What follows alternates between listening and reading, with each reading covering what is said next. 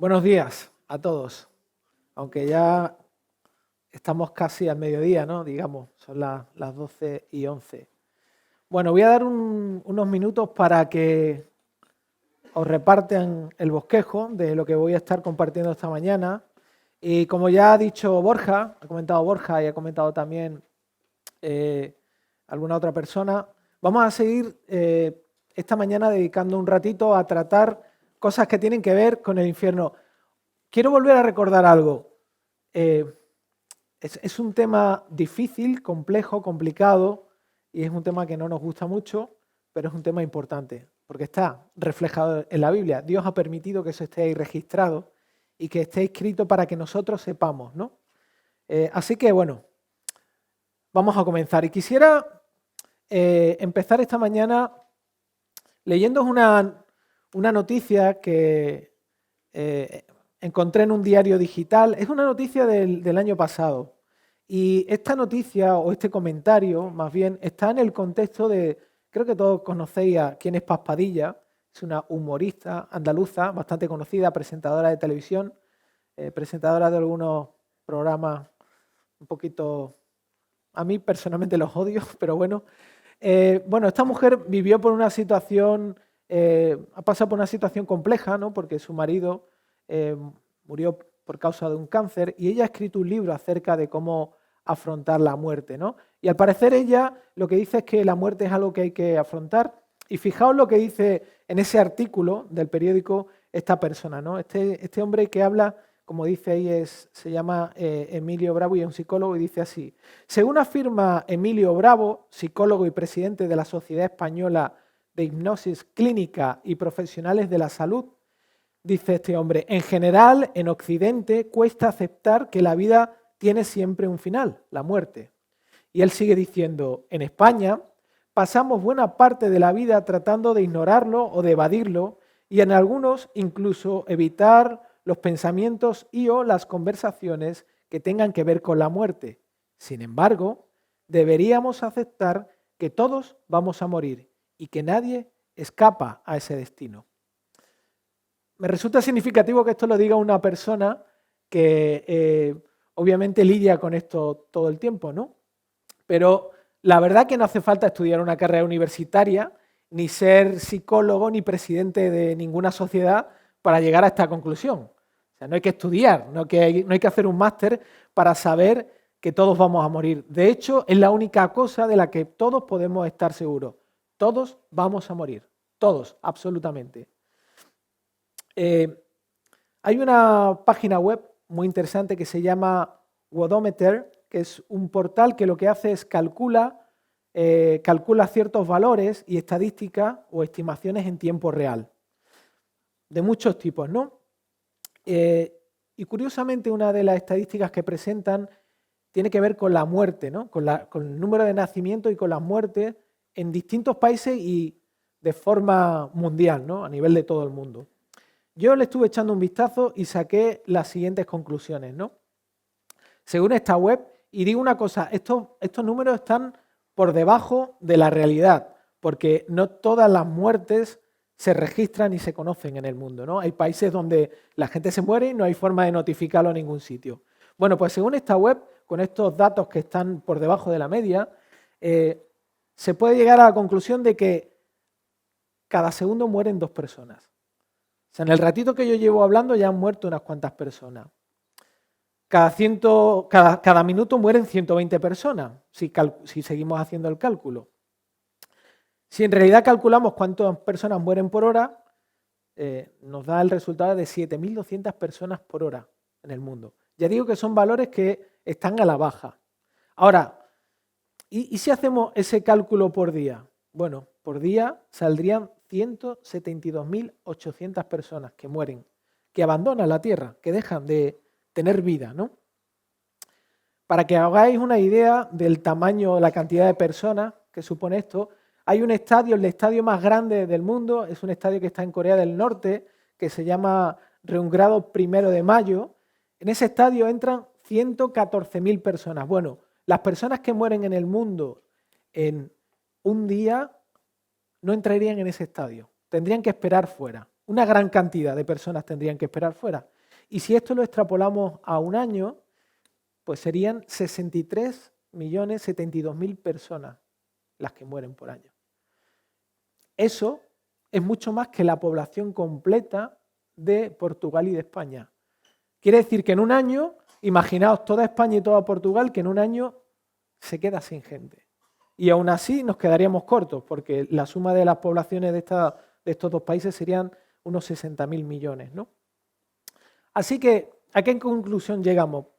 Llegamos a la conclusión de que no importa tu nacionalidad, no importa tu estatus social, no importa de qué familia vengas, no importa si haces mucho deporte, si vas mucho al gimnasio, si comes de forma saludable. No digo que ahora no comas de forma saludable, pero no importa lo que hagas, porque incluso no importa si piensas mucho o poco en la muerte. Todos vamos a afrontar esta situación. Todos va a llegar un momento donde tendremos que mirar la muerte cara a cara y será una cita ineludible y será una cita que todos tenemos y que nadie puede cancelar. Nadie puede cancelar esta cita. Por otro lado, la Biblia es muy clara en este aspecto, ¿no? En esta afirmación. La muerte es un paso de lo temporal a lo eterno, ¿vale? La muerte es la entrada de un estadio de algo temporal, que es esta vida, a un estadio de algo eterno, lo que viene después.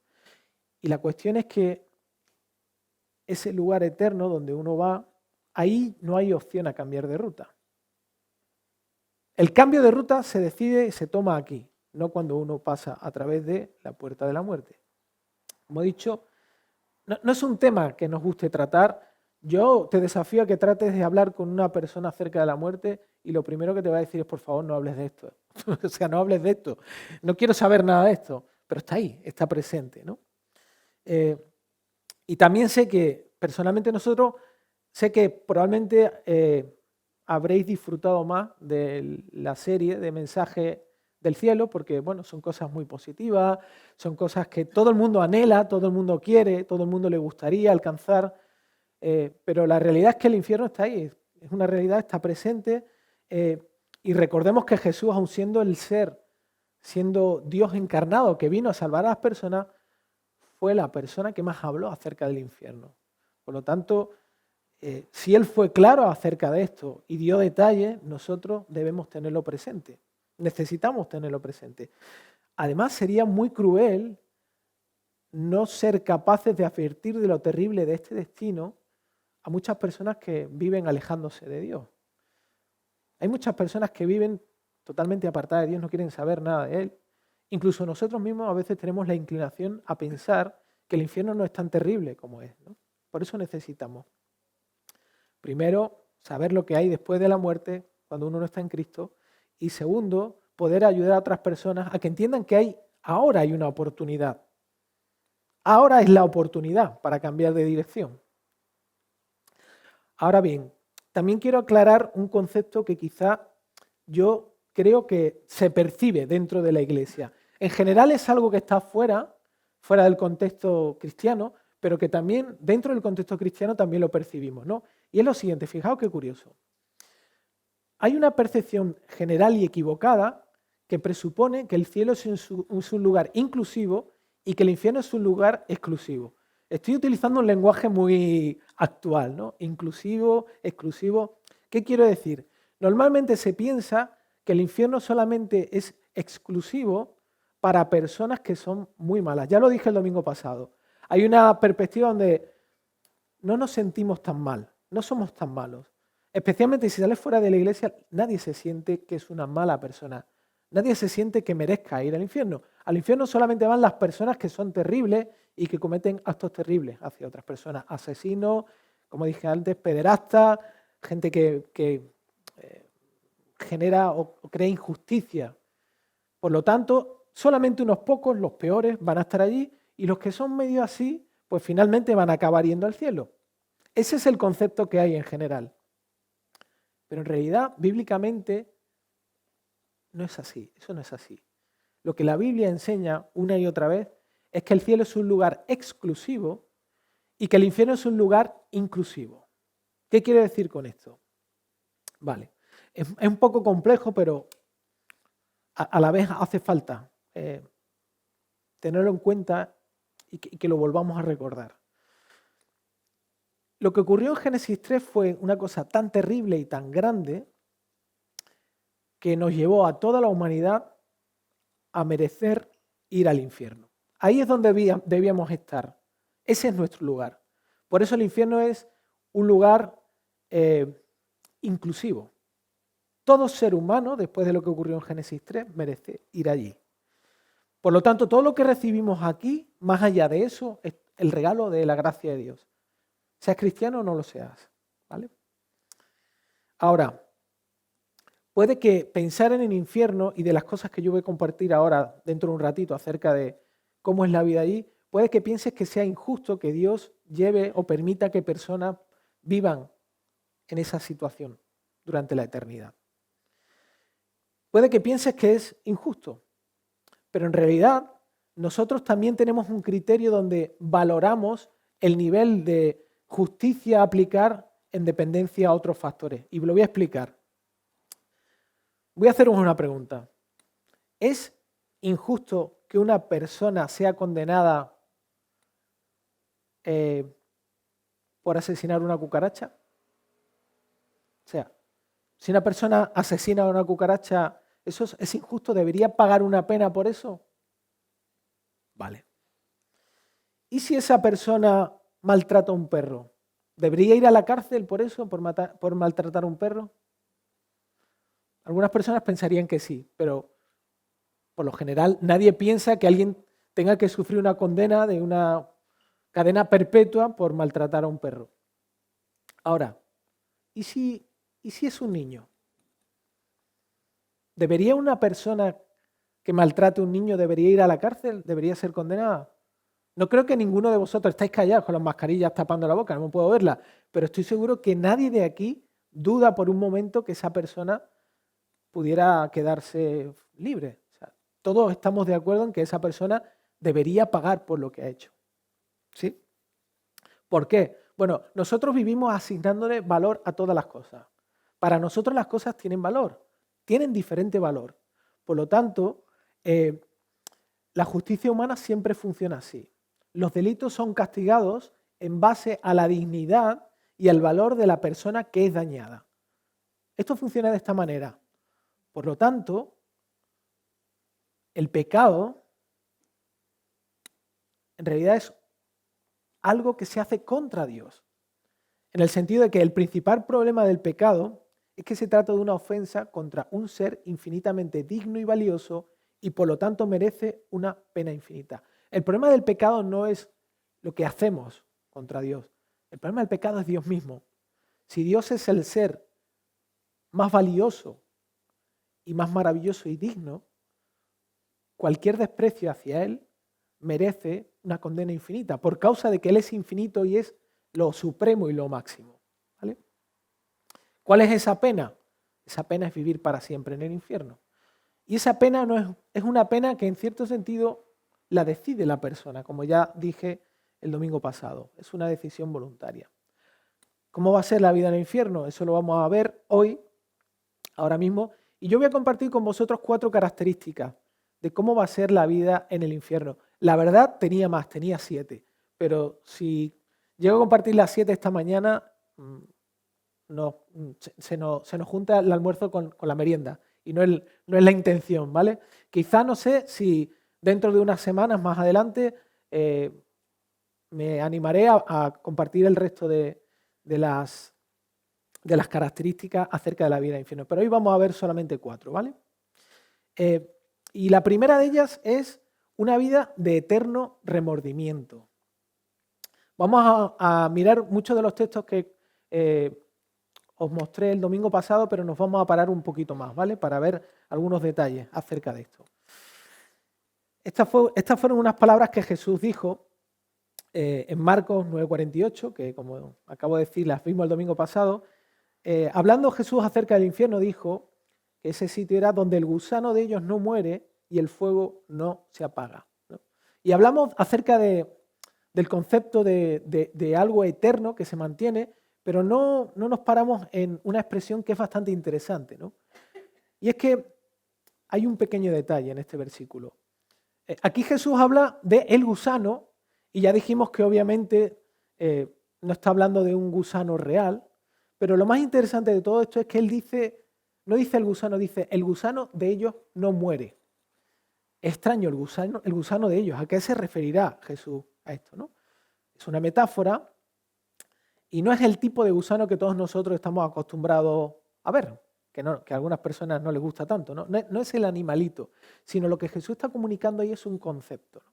Muchos teólogos están de acuerdo con esto, y yo también coincido, que cuando hablan de el gusano de ellos que no muere, en realidad se están refiriendo a la conciencia de las personas, a la conciencia, a eso que hay dentro de cada persona, lo que suelen llamar la vocecita que te habla, ¿no? Además, coincide mucho con la idea y con algo que nosotros utilizamos mucho, ¿no? Cuando uno no puede dormir, cuando uno está a lo mejor dándole vueltas a algo, ¿qué expresión utiliza? Suele decir, tengo un come-come ahí que me está ahí machacando, que me está dando vueltas. Bueno, en realidad, fijaos, ¿no? Es como un gusano que está comiendo algo y que no para de comer. Es justamente el mismo concepto, ¿no? Y que genera, de una forma muy gráfica, muestra lo que genera la conciencia, ¿no? Una inquietud, un peso, algo que molesta ahí constantemente. Dice, hay un teólogo que se llama John Flowell, del siglo XVII, y él dice acerca de la conciencia lo siguiente, ¿no? Justamente conectándola de cómo va a funcionar en el infierno. Él dice, la conciencia, que debería haber sido el freno del pecador en la tierra, se convierte en el látigo que ha de azotar su alma en el infierno.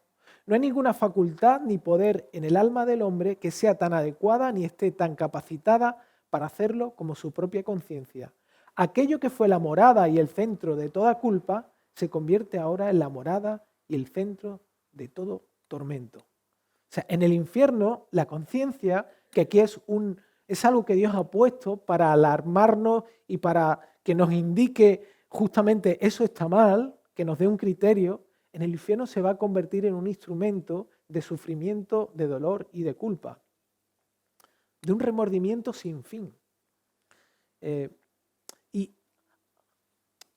sabemos que el remordimiento ha sido una dolencia que ha generado enfermedades psiquiátricas, ¿no?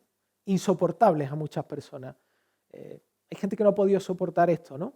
Y también sabemos que hoy en día hay muchas maneras en las que se puede acallar la conciencia, ¿no? Hay muchas alternativas para eludirla. Hay mucha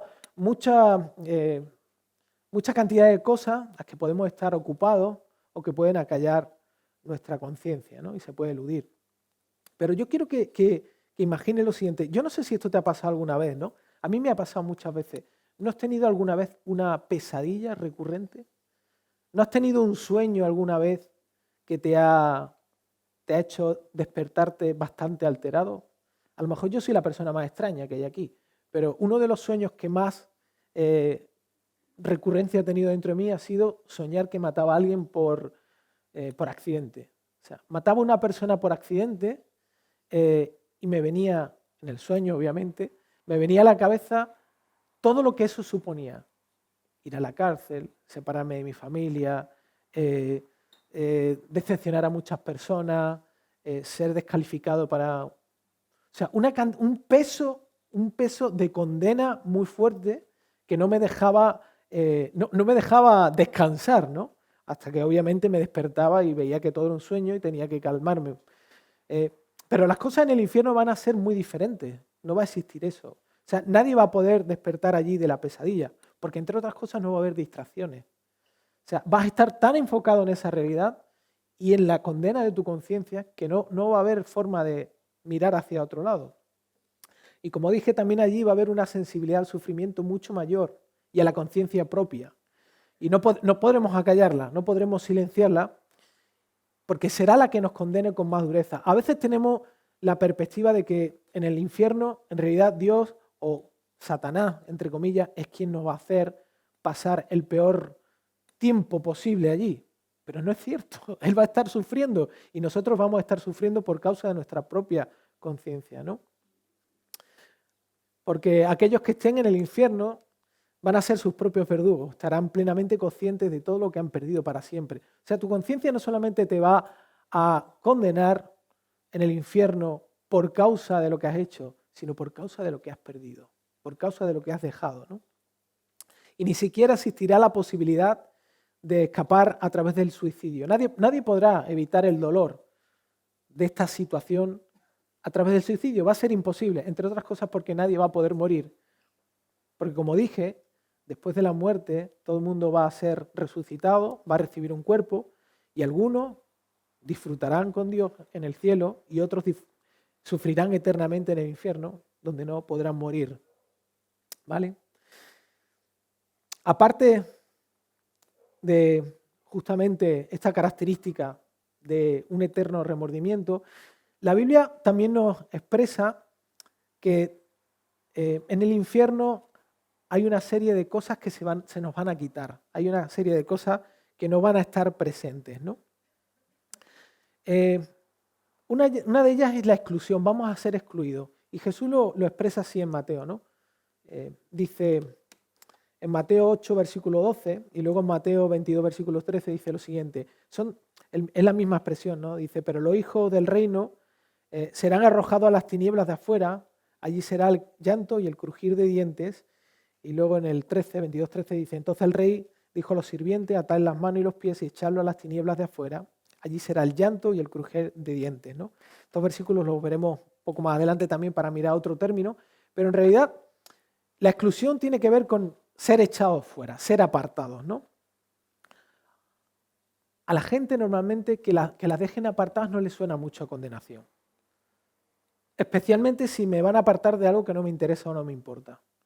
Yo no lo siento como un castigo, ¿no? O sea, yo a mi hijo lo puedo apartar de comer verduras y él no lo va a sentir como un castigo, no le gustan las verduras.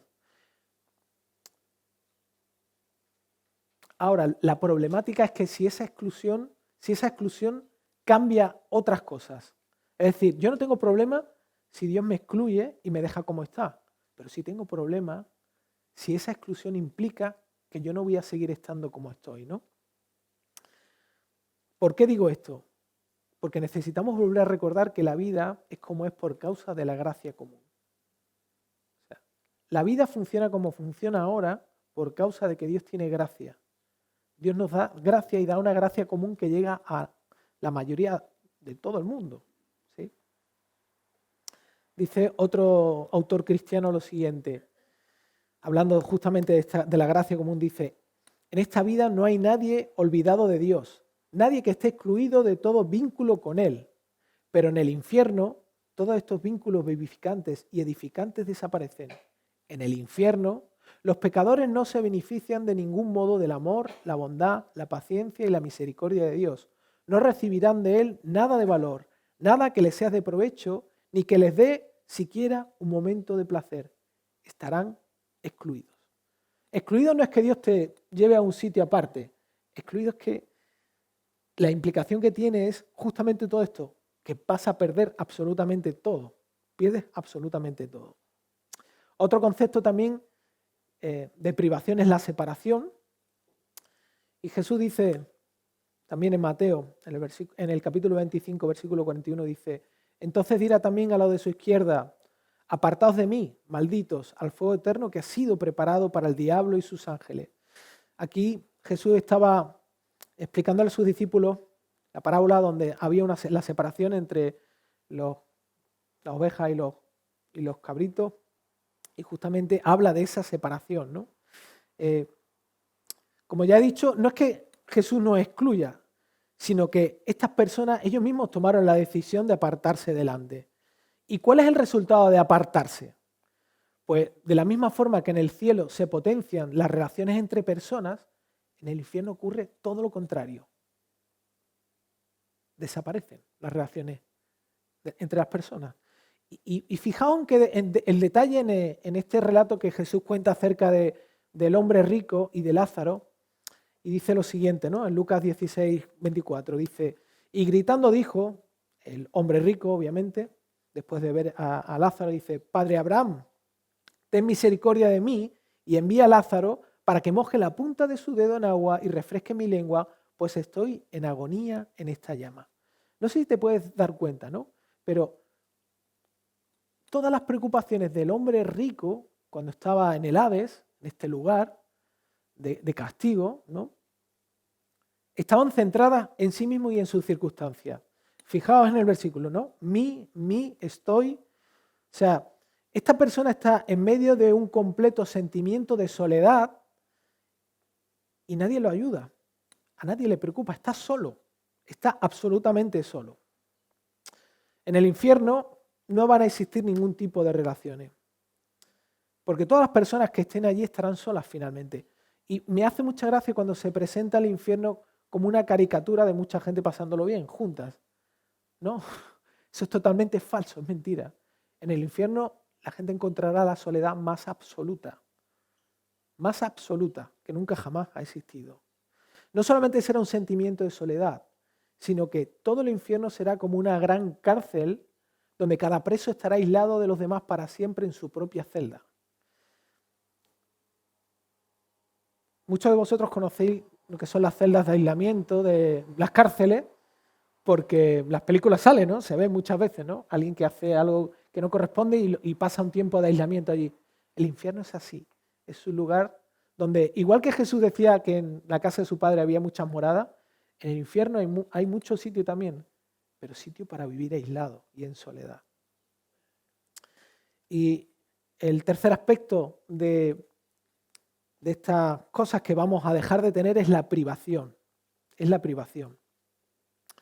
Dice Pablo a Timoteo, porque nada hemos traído al mundo, así que nada podemos sacar de él. Después de la muerte está claro, o mejor dicho, la muerte nos va a dejar claro algo, que no nos podemos llevar nada de lo que tenemos. Nadie de aquí se puede llevar nada, nada material. Venimos desnudos y nos vamos desnudos. Nada puede acompañarnos. Pero a la vez el salmista dice que en la presencia de Dios hay plenitud de gozo, de alegría, de felicidad. O sea, el salmista dice que con Dios hay plenitud de un montón de cosas. Por lo tanto, si esa plenitud está delante de Dios, ¿qué es lo que hay en el infierno? En el infierno no hay absolutamente nada. Allí no hay nada. No hay nada. Jesús nos invita a que hagamos tesoros en el cielo aquí y ahora. Y si no hacemos tesoros en el cielo aquí y ahora, cuando vayamos allí al infierno, si vamos al infierno o quien vaya al infierno, ahí no va a tener absolutamente nada. Y el único tesoro que se puede atesorar aquí en la tierra, ¿sabéis cuál es? Es la cercanía con Cristo, es la relación con Cristo, es la búsqueda de Cristo, es la búsqueda de nuestra satisfacción, es la búsqueda de su amor, la búsqueda de su perdón. Eso es el único tesoro que nos podemos llevar allí y que va a estar en el cielo, no va a estar en el infierno. Ahora bien, lo peor de todo esto no será el no tener el disfrute de un día bueno o el no tener el disfrute de una casa cómoda o de una buena comida o de la amistad en el infierno. Eso no va a estar allí, pero eso no va a ser lo peor. Lo peor, ¿sabéis qué va a ser? Lo peor va a ser que vamos a recordar esa vivencia aquí y en el infierno estaremos constantemente dándonos cuenta de que va a ser imposible recuperarlo. Perderemos la esperanza de volver a recuperar eso. Es como la persona que en un momento determinado probó algo que le gustó mucho y que nunca jamás va a poder volver a recuperar eso, ¿no? Será la pérdida de esperanza plena. Aquí ahora podemos decir que la esperanza es lo último que se pierde. Siempre hay esperanza. En el infierno no. Allí no hay esperanza. No hay esperanza, no se puede salir. Y no se puede recuperar nada de lo que uno ha perdido. Dice otro autor cristiano, la desesperación es la humedad del infierno, del mismo modo que el gozo es la serenidad del cielo. Yo no sé si habéis tenido en algún momento humedad en vuestras casas y habéis luchado contra ella. La humedad es prácticamente imposible, quitar la humedad. Esa es la esencia de la desesperación en el infierno. No se puede quitar. No se puede quitar. Igual que hay cosas que vamos a perder o cosas que se pierden en el infierno, también hay cosas que se maximizan. De hecho, en el infierno hay muchos de nuestros mayores miedos y terrores que van a ser aumentados. Y uno de ellos va a ser el tormento, ¿no? Volvemos al pasaje donde Jesús relata el encuentro del hombre rico y Lázaro. Y este hombre, en un momento determinado del relato, dirigiéndose a Lázaro y a Abraham, le dice, pues tengo 5 hermanos, de modo que él, hablando de Lázaro, quería que fuera Lázaro a prevenir a sus hermanos de lo que le esperaba cuando se morían, le dice que él los prevenga para que ellos no vengan también a este lugar de tormento. Así le llama a este hombre que estaba sufriendo allí. Dice, esto es un lugar de tormento. Cuando se usa en el Nuevo Testamento esta palabra tormento, se utiliza de dos formas distintas. Una de ellas para referirse a una enfermedad grave que produce sufrimiento y que es angustiosa, y la otra para referirse a cuando uno es torturado. Pero independientemente de estos dos significados, tormento implica un sufrimiento grave y consciente. Es decir, entendedme, es un sufrimiento, no es leve, y es un sufrimiento que uno percibe con su máximo poder, ¿no? Uno de los predicadores más notables del siglo I, que le llamaban Pico de Oro, ¿no? Juan de Crisóstomo, él dijo, hablando justamente de este tormento, él dijo, los condenados sufrirán, y me encanta cómo lo define, ¿no? ¿Cómo define este concepto de eternidad y de sufrimiento eterno? Él dice, los condenados sufrirán un final sin final, una muerte sin muerte, un deterioro sin deterioro. Tendrán castigo sin piedad, angustia sin misericordia, dolor sin alivio, llanto sin consuelo, tormento sin respiro. Es una percepción donde parece que va a llegar, pero no llega al fin. Parece que va a terminar, pero no termina nunca. Terrible, o sea, la definición terrible. Terrible. Pero también, otra de las cosas que se van a experimentar allí de una forma ampliada es la angustia. La angustia. Nuevamente es el hombre rico del relato de Jesús el que dice que está en agonía en esta llama, o estoy en angustia en esta llama, ¿no? Que es un sinónimo de esta palabra. ¿Tú has pasado alguna vez por la experiencia de la angustia? ¿Has sentido alguna vez angustia? Normalmente la angustia se trata de expresar como una opresión, como algo que te oprime, que te aprieta, ¿no? Algo que te tiene aplastado, que no te deja respirar. Yo he sentido esta sensación varias veces, pero especialmente a veces pienso, y me ha pasado, no sé si en alguna película habéis visto alguna escena donde un vehículo cae al agua con una persona dentro y el agua empieza cada vez a subir a un nivel más alto y va quedando menos aire. Y la persona comienza a luchar con todas sus fuerzas por tratar de poder respirar, ¿no? La verdad que a mí me genera angustia cuando pienso esto, me genera mucha angustia, ¿no? ¿Te puedes imaginar en el lugar del protagonista tratando de escapar de esa sensación? Tratando de escapar de saber que va a llegar un momento donde no vas a poder respirar. Además, una persona que es claustrofóbica, ¿no? ¿Qué es lo primero que quiere hacer cuando se encuentra en una situación donde siente claustrofobia? ¿Qué hace? Escapar, huir de ahí, quiere marcharse de ahí, quiere salir corriendo de ahí. En el infierno no podrá escapar de ahí, no se puede escapar de ahí. Tendrá que vivir la experiencia. Será una experiencia angustiosa, ¿no? Dice otro autor también hablando acerca de esto, de esta forma de experiencia que va a producirse en el infierno. Él dice lo siguiente, dice, cualquiera que sean las angustias que experimentemos aquí en este mundo, no son nada si se comparan con las que padecerán los malvados al otro lado de la tumba. Cuando los tormentos y las aflicciones del infierno se sentirán en cuerpo, alma, mente, conciencia y voluntad, y cuando todos sus sentidos, tanto su vista como su oído, olfato, gusto y tacto, serán transmisores de su aflicción. Es muy complejo tratar de entender cómo será la experiencia allí. Es muy complejo porque, como dije también cuando estuvimos hablando acerca del cielo, estamos limitados. sea, incluso hoy día estamos limitados en la cantidad de dolor que podemos experimentar, la cantidad de angustia, la cantidad de tormento. Estamos limitados. Pero lo que la Biblia nos muestra y nos expresa es algo tremendamente terrible, tremendamente duro y fuerte, ¿no? Y por último, otra de las experiencias, otra de las características de la vida en el infierno, es una vida de eterno lloro y crujir de dientes. Es una forma gráfica y extraña de expresar por parte de Jesús cómo será la vida allí, ¿no? Y he tomado algunos versículos, no todos, porque la verdad que Jesús los utiliza mucho y hay un montón de versículos, pero Jesús lo usa mucho esta expresión, ¿no? Ya hemos leído algunos de ellos, ¿no? Pero los hijos del reino serán arrojados a las tinieblas de afuera y allí en ese lugar será el llanto y el crujir de dientes, Mateo 8:12, Mateo 13:42, y lo echarán al horno de fuego y allí será el llanto y el crujir de dientes, Mateo 22:13. Entonces el rey dijo a los sirvientes, atad las manos y los pies, echadlos a las tinieblas de afuera, allí será el llanto y el crujir de dientes. Es una expresión rara que se usa mucho, lo utiliza un montón de veces Jesús, ¿no? ¿Qué significa el llanto?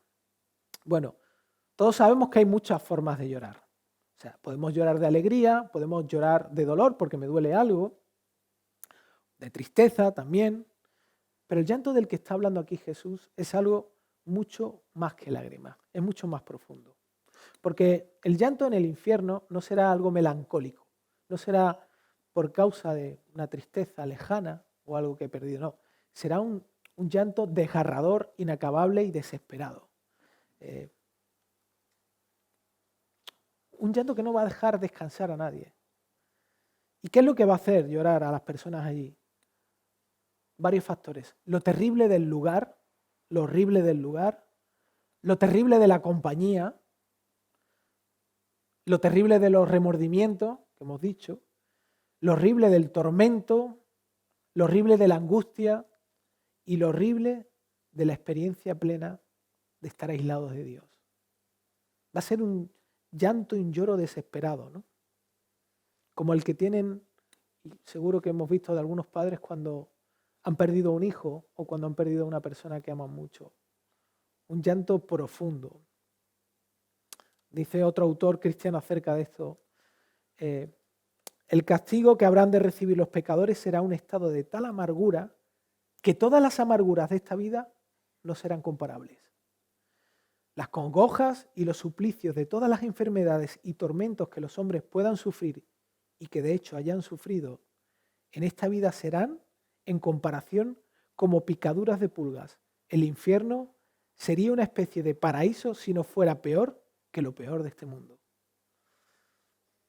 Es una imagen tremendamente horrible, tremendamente horrible. Esto que estoy diciendo no es una idea, no es un concepto, es lo que hay, es la realidad. O sea, debería conmovernos, debería generar un peso dentro de nosotros mismos, debería despertarnos. ¿Y qué quiere decir lo de crujir los dientes, no? ¿Qué quería decir Jesús con esto? Hay algunas personas que, bromeando con este asunto, dicen, bueno, ¿y si las personas no tienen dientes cuando vayan allí, qué van a crujir? Bueno, sí es gracioso, ¿no? Pero creo que Jesús cuando comunicaba esto no estaba tratando de hacer ningún tipo de broma ni de chiste, ¿no? O sea, la Biblia utiliza esta expresión para referirse a la ira. Y hay un texto, acordaos, cuando fue apedreado Esteban, poco antes de que fuera apedreado, la gente que lo apedreó, por causa de quién estaba hablando él acerca de Cristo, los judíos crujían sus dientes de ira y de rabia contra él. Así que la ira es un sentimiento de enfado muy grande y violento contra algo que se considera injusto. Y en el infierno la ira va a ser experimentada de la manera más intensa que nunca nadie ha podido vivirlo. Aquí todos nos airamos y todos nos enfadamos. En el infierno viviremos la ira y las consecuencias de la ira nosotros mismos de una forma mucho más intensa. ¿Pero por qué? ¿Por qué? ¿Por qué esa ira? Bueno, ¿y en base a qué esa ira? Las personas que decidieron abandonar a Cristo, no buscar a Cristo, no buscar disfrutar a Dios, no aceptar el Evangelio, no necesitar el Evangelio, incluso rechazarlo o tenerlos como algo a lo que bueno, soy indiferente a esa realidad. Van a experimentar ira por causa del odio que van a tener a todas aquellas cosas que minimizaron a Dios en su vida. Van a odiar las cosas que antes les producían placer y ahora esas cosas que les producían placer en su vida, en realidad lo que les va a producir es un dolor extremo y eterno. Se van a odiar a sí mismas también por causa de haber sido tan estúpidas y necias y no haber escogido lo mejor. Odiarán también con todas sus fuerzas a Satanás y a sus siervos y a todas las veces que los tentaron. Y finalmente odiarán a Dios por ser tan bueno y glorioso y no poder disfrutar de Él. Alguien dijo que el tipo de odio que van a sentir las personas que están en el infierno será así, ¿no? Dice, todas las criaturas compartirán el aborrecimiento que Dios siente por el pecado y el mal. El pecador se odiará a sí mismo, se dará cuenta del valor de su vida y la verá tal y como Dios la ve. Y el infierno no es sino un conocimiento pleno de la verdad, remordimientos que le dan la razón a Dios. Esto es súper interesante.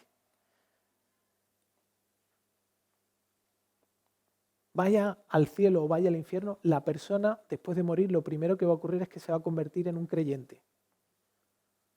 La diferencia es que convertido en creyente en Dios, su destino no podrá cambiarlo en ese instante, sino que en ese momento quien ha confiado en Cristo, quien ha puesto su confianza en Cristo, quien ha tenido una relación con Cristo, quien ha abrazado a Cristo, estará con Él. Y el que no, lo verá, pero como un juez. Y acordado en Apocalipsis cómo se presenta a Jesús. Se presenta como un cordero y como un león.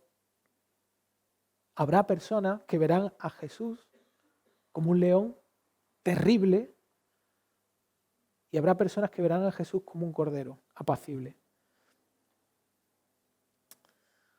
Así que quiero concluir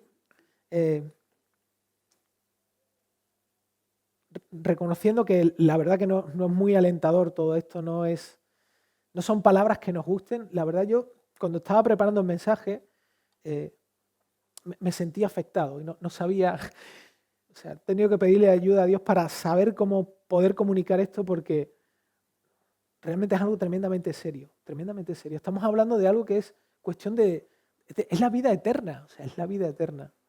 No se trata de que, bueno, no es que solamente Jesús me satisface y bueno, me ayuda, me acompaña, me hace la vida mejor. No, estamos hablando de la eternidad y estamos hablando de la gloria de Dios. Finalmente todo esto tiene que ver con la gloria de Dios.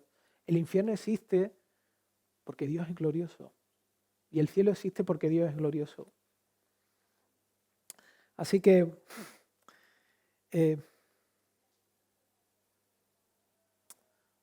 a pesar de que a nadie le gusta hablar de la muerte, y menos todavía hablar de aquello que le esperan a los que viven ignorando a Dios, o peor, a los que están convencidos de que pueden seguir teniendo una vida cristiana sin cambios significativos, y pueden estar convencidos de que van camino al cielo y quizás no lo están. Y no estoy haciendo un juicio, sino estoy tratando de que nos despertemos a una autocrítica constructiva, pero también sana. Y sé que hay personas que están convencidas de una cosa y otras personas que luchan con el hecho de que piensan que no son creyentes. Pero simplemente espero que esto que he estado compartiendo nos despierta a todos y nos aliente a todos para acercarnos más a la verdad del Evangelio, a Cristo, para que lo busquemos más a Él. Además, algo muy interesante, ¿no? Yo no sé si habéis dado cuenta, pero la vida aquí está llena de salpicaduras del infierno. Salpicaduras del infierno. Hay momentos en nuestra vida donde descubrimos muchas de las cosas de las que yo estaba hablando hace un instante. El aislamiento, la ira, la separación, la exclusión. Todo este tipo de cosas que están presentes y que las vivimos son un recordatorio de lo que Dios quiere que nosotros no vivamos. Por eso nos presenta a Cristo, por eso nos presenta el Evangelio. Por eso viene mostrándonos lo que Él ha hecho en Cristo, ¿no? Y estos momentos cotidianos en nuestra vida, nuestro enfado con el marido, con la esposa, con el mundo, con amigos, con las adicciones, todo este tipo de cosas son, como he dicho, salpicaduras del infierno para que despertemos a la realidad. Dios nos las quita justamente eso, para que nos acerquemos a Él. ¿Cómo podríamos definir lo que es el infierno? El infierno es decidir no disfrutar a Dios. Eso es el infierno. Lo demás todos son resultados. Rechazar a Dios, rechazar a Cristo, rechazar el Evangelio, no crecer en un deseo más profundo de buscarlo, de tener una relación, una amistad con Él, eso es decidir no disfrutar a Dios. Finalmente, nadie va obligado al infierno. Nadie va. Nadie va a ir obligado al infierno. Es el lugar en el que las personas eligen cuando no buscan su mayor disfrute en Dios. Así que, ¿qué hacer ahora?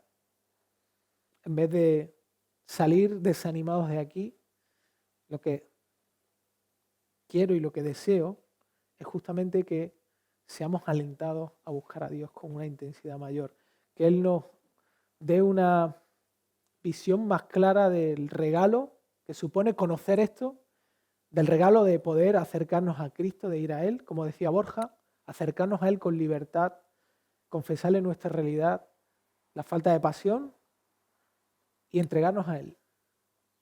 Porque al cielo no se va por nuestra propia méritos, se va por sus propios méritos. Pero si no deseamos a Cristo aquí y ahora, si no es un deseo real en nuestra vida, entonces vamos a un camino equivocado.